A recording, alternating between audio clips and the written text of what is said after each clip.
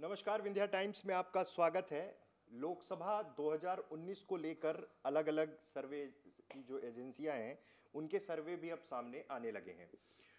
अलग अलग सर्वे हैं, सबका अलग अलग मानना है। देश भर के अलग अलग जो सर्वे की एजेंसीज हैं वो देश भर के लोगों का आकलन करना, एक सैंपल साइज के थ्रू काम करना और तमाम उन आंकड़ों को आपके सामने लेकर आते हैं कि आखिर कैसी स्थितियां निर्मित हो रही हैं। जनता का मिजाज जानने की ये कोशिश है कि आखिर इस बार 2014 जैसी बात है या कुछ परिवर्तन की भी बात चल रही है।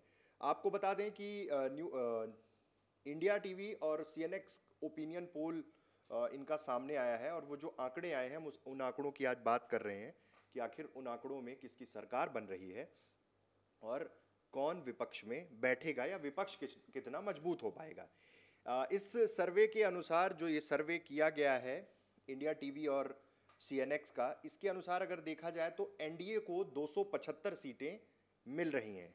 मतलब बहुमत का आंकड़ा एनडीए के पास और यूपीए को 147 सीटें मिल रही हैं।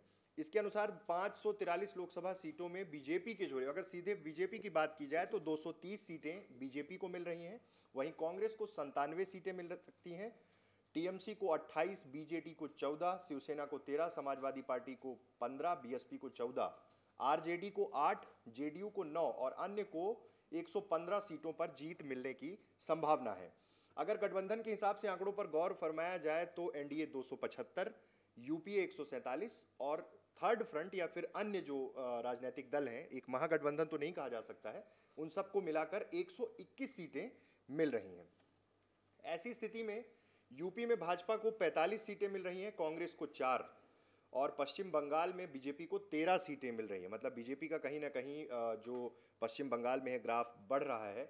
80 सीटों वाले उत्तर प्रदेश में बीएसपी को 14, बीजेपी को 45, एसपी को 15। मतलब अगर गठबंधन के हिसाब से देखा जाए तो 29 सीटें मिल रही हैं महागठबंधन को वहाँ पे, और कांग्रेस महज 4 सीटों में सिमट रही है। पिछली बार की तुलना में देखा जाए तो 2 से 4 हो रहे हैं, मतलब 2 सीटें बढ़ रही हैं। वहीं आरएलडी और अपना दल को एक एक सीट मिल सकती है। गठबंधन के हिसाब से 46 एनडीए के खाते में, महागठबंधन को 30 और कांग्रेस को 4 सीटें मिल रही हैं। वहीं 42 सीटों वाले पश्चिम बंगाल में तृणमूल कांग्रेस को 28 सीटें जबकि बीजेपी को 13 सीटें मिलेंगी। कांग्रेस और लेफ्ट के खाते में एक एक सीट जा सकती है। अब बात करते हैं बिहार की, तो भाजपा को बिहार में 14 सीटें और झारखंड में 9 सीटें मिल रही हैं। इस तरह से बिहार की 40 लोकसभा सीटों के सर्वे में की अगर बात की जाए तो बीजेपी को 14, आरजेडी को 8, जेडीयू को 9, कांग्रेस को 3, एलजेपी को 3 और अन्य को भी 3 सीटें मिल सकती हैं। बिहार में गठबंधन के हिसाब से देखें तो एनडीए 26 सीटों पर जीत हासिल कर सकता है, यूपीए को 14 सीटें मिल सकती हैं और ऐसे में अगर झारखंड की बात की जाए तो 14 सीटों में बीजेपी को 9, कांग्रेस को 3 और झारखंड मुक्ति मोर्चा को 2 सीटें मिल सकती हैं। छत्तीसगढ़ में 11 सीटें हैं और छत्तीसगढ़ में कांग्रेस ने बड़ी प्रचंड जीत हासिल की थी विधानसभा चुनाव में। तो उस हिसाब से इन 11 सीटों में बीजेपी महज 3 सीटों पर सिमट सकती है और कांग्रेस को 8 सीटें मिल सकती हैं। जिस तरह से विधानसभा में कांग्रेस का परफॉर्मेंस रहा उसके हिसाब से छत्तीसगढ़ को लेकर जो ये ओपिनियन पोल आया है वो एक स्पष्ट रूप से दिखा रहा है कि मजबूती के साथ कांग्रेस वहां चुनाव लड़ने जा रही है। आपको बता दें 11 सीटों वाली छत्तीसगढ़ में 11 सीटें हैं लोकसभा की, उनमें से 10 सीटों पर बीजेपी का कब्जा था 2014 के चुनाव में, लेकिन इस बार महज 3 सीटों पर बीजेपी सिमट सकती है। बात करें महाराष्ट्र की तो महाराष्ट्र में भाजपा को 21 सीटें मिल सकती हैं। महाराष्ट्र में 48 सीटें हैं जिसमें बीजेपी को 21, शिवसेना को 13, कांग्रेस को 7 और एनसीपी को 6 सीटें मिल सकती हैं। वहीं एक सीट अन्य के खाते में जा सकती है। गठबंधन के हिसाब से देखा जाए तो एनडीए को 34, यूपीए को 12 सीटें मिल सकती हैं। मध्य प्रदेश की बात करें, 29 लोकसभा सीटों वाले मध्य प्रदेश में पिछले चुनाव में महज 2 सीटें थीं जो मध्य प्रदेश के 2 कांग्रेस के नेता जीते थे, कमलनाथ और ज्योतिरादित्य सिंधिया। फिर एक उपचुनाव के बाद एक सीट मिली थी। मतलब चुनाव 2014 के समय सिर्फ 2 सीटों पर कांग्रेस थी और एक सीट उपचुनाव में मिली थी। मतलब 26 सीटों पर सीधे तौर पर बीजेपी का कब्जा था। अब यहाँ पे अगर अब बात की जाए तो इस बार स्थितियां कैसी बन रही हैं। फिर भी बीजेपी का परफॉर्मेंस मध्य प्रदेश में विधानसभा में भी अच्छा रहा, हालांकि वो सरकार नहीं बना पाए।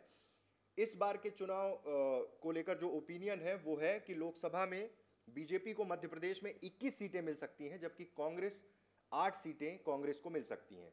गुजरात की बात की जाए तो 26 लोकसभा सीटों में बीजेपी के खाते में 24 और कांग्रेस के खाते में 2 सीटें जा सकती हैं। ये एक बड़ा है आकलन है गुजरात को लेकर। राजस्थान में भाजपा को 17 सीटें मिलने का अनुमान है। पिछली बार 25 लोकसभा सीटें थी उनके पास। पंजाब में 13, हरियाणा में 10, हिमाचल में 4 और जम्मू में 2। तो इस तरह से 25 सीटों में 17 और 8 सीटें मिल सकती हैं। राजस्थान की 17 सीटें बीजेपी को, 8 सीटें कांग्रेस को। वहीं पंजाब में 13 सीटें हैं। 13 सीटों में कांग्रेस को 9, अकाली दल को 2 सीट मिल सकती है। अकाली दल और भाजपा गठबंधन में चुनाव लड़ते रहे हैं। वहीं बीजेपी और आम आदमी पार्टी के खाते में 1-1 सीट जा सकती है। हरियाणा में 10 में से बीजेपी को 9 और कांग्रेस को 1 सीट मिल सकती है। हिमाचल में 4 सीटों में बीजेपी को 3 और कांग्रेस को 1 सीट मिल सकती है। वहीं उत्तराखंड की 5 लोकसभा सीटों में बीजेपी को 3 और कांग्रेस को 2 सीटें मिलने का अनुमान है। बात अगर जम्मू कश्मीर में हुए सर्वे की करें तो यहाँ 6 में से बीजेपी को 2, कांग्रेस को 1 और नेशनल कॉन्फ्रेंस को 3 सीटें मिल सकती हैं।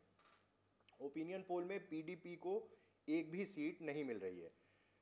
तमिलनाडु के 39 लोकसभा सीटों में बीजेपी को 1 सीट, कांग्रेस को 5, एआईएडीएमके को 10, डीएमके को 16 सीटें मिल सकती हैं। वहीं 7 सीटें अन्य के खाते में जा सकती हैं।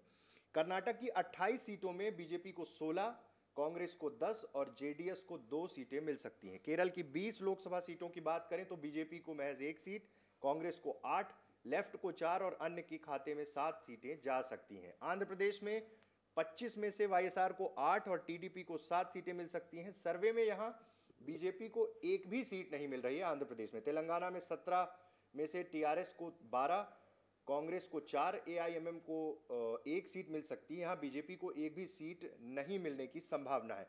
तो ऐसी तमाम ओपिनियन पोल आपको भविष्य में देखने को मिलेंगे, लेकिन स्पष्ट है कि इस ओपिनियन में एनडीए इस बार 272 सीटें एनडीए को मिल सकती हैं और यूपीए के खाते में 147 सीटें आ सकती हैं। अगर इसी तरह के कुछ परिणाम आए तो मतलब इस बार विपक्ष मजबूत होगा, सरकार फिर से एक बार एनडीए बना सकती है। ऐसी तमाम रिपोर्ट्स और अपडेट्स के लिए बने रहें विंध्या टाइम्स के साथ। बहुत बहुत धन्यवाद।